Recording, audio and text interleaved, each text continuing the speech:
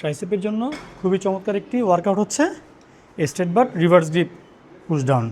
তো বন্ধুরা, এখন আমরা যেই ট্রাইসেপের ওয়ার্কআউটটা দেখবো সেটা হচ্ছে স্ট্রেট বার দিয়েই জাস্ট আগে আমরা নিউট্রাল করেছিলাম, এখন করবো হচ্ছে রিভার্সের ক্ষেত্রেও আপনার মোটামুটি যেরকম ওয়েট আপনি স্বাচ্ছন্দ্য বোধ করেন সেরকম ওয়েট দিবেন।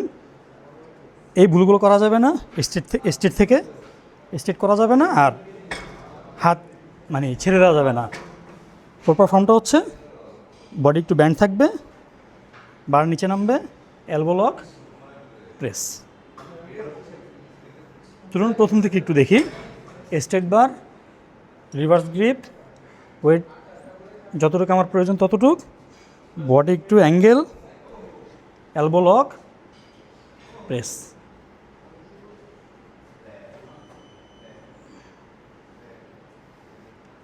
ট্রাইসেপের জন্য খুবই চমৎকার একটি ওয়ার্কআউট হচ্ছে straight bar reverse grip push down. Thank you.